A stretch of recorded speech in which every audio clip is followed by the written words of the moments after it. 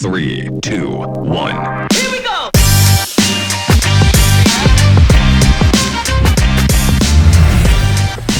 everybody, I'm going to brief you on shore. So if you can just meet by this yellow box up here, we'll get you out of the boat first. So that doesn't happen. Okay, slide up, swing your leg over. Okay guys. We'll just head that way and transfer back to the cove there. If I could just have your attention for a couple of minutes. There's some really important things to know about the landing site here at Elephant Point. As you can see, lots of wildlife, lots going on, so it's a very sensitive area. And for that reason, we've set up a lot of cross flags indicating don't go any further than that. Most of the cross flags are Zodiac coming in. If you could just stand off for one moment and just let the guests know that they'll get the briefing on shore.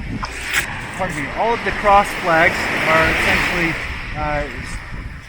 to indicate the distance no further to go in that direction to the wildlife. Lots of elephant seals around here.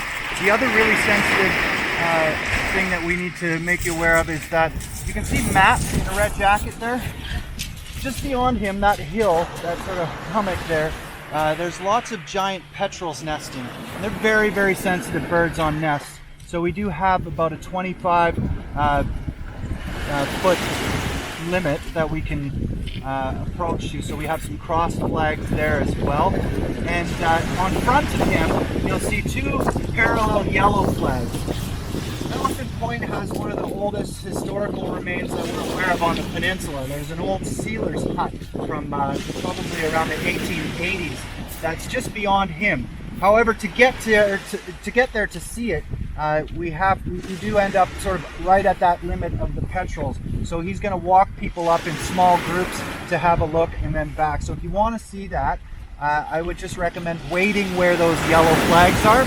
And then finally, in about a half an hour at 3 o'clock, if you want to go for a longer walk, I wouldn't call it a hike, it's just a sort of extended walk all the way down to the other end of the beach where there's a viewpoint and lots of elephant seals along the way.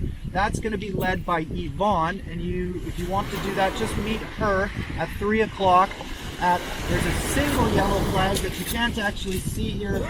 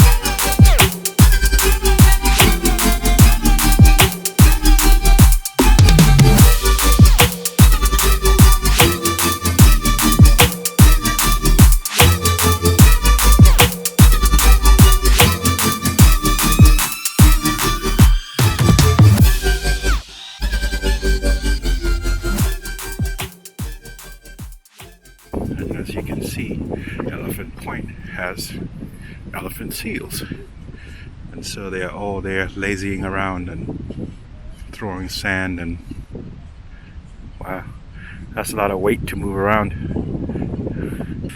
Big yawn. I swear these things are like cats. They like to lazy around. There's another whalebone right there. There's a lot of little boats all around here. Yeah, this used to be a whaling station. Those are seals, the little ones. Yeah. No, those are not. Those are penguins. Penguins.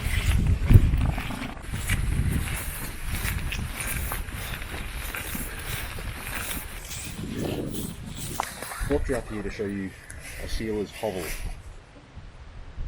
19th century, early 19th century, these beaches featured both the elephant seals that we see today, which keep themselves warm with layers of blubber, and fur seals, which keep themselves warm with that 2-layer fur. The long guard hairs protecting the animal from abrasion, and the very, very fine felted hairs underneath that trap the air and keep the seal warm with that layer of insulated air. And because fur seals evolved with no terrestrial predators, they were completely fearless on land. You could walk straight up to them and club them to death and skin them and take the pelts north and make really, really good. People made fortune.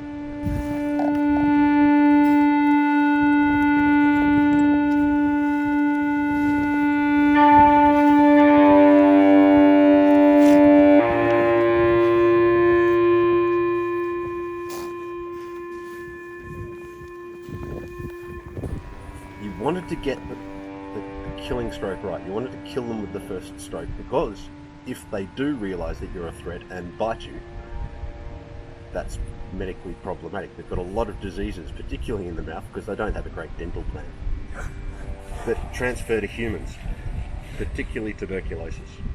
So if you got bitten, say, on the hand by a fur seal while you were trying to kill it and skin it, the first aid procedure was your workmate coming up with a pusser's knife and cutting your arm off at the elbow, because otherwise the septicemia is just going to kill you over the course of weeks. And they would put ashore for weeks and months. They would stay in these tiny, horrible little hovels. They would build a low stone wall against a rocky outcrop, roof it with whale jaw or rib, and pull a canvas over that to keep the snow off, and just up at sunrise, clubbing seals all day, skinning seals. A good sealer could club and skin a seal in under 10 minutes. And they would just pile the pelts up next to them, probably sleep under them. They'd be cooking on a seal blubber stove from killing one of the elephant seals. They'd be cooking the meat of the animals that they'd just killed. And it sounds like an absolutely miserable existence, but they made really good money when they got home. And a couple of seasons of this and you were sorted. Except the seals ran out, because it was so easy to hunt them and people came here in such numbers to hunt them. They effectively started and finished the industry over the course of 30 years. 40 if you take the very, very earliest voyages. The seals were effectively extinct, and you look around today, I see a lot of elephant seals. I haven't seen a single fur seal today. 180 years on, they are still just coming back from the cusp of the extinction that they were pushed towards.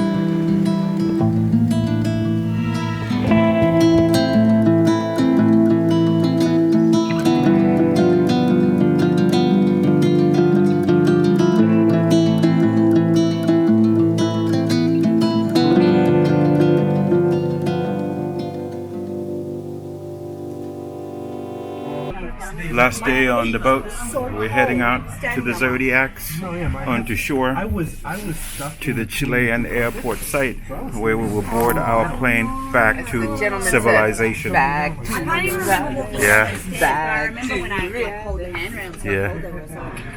Now that's gonna be in my head all the Alright guys, if you made it this far in the video, thank you so much for watching.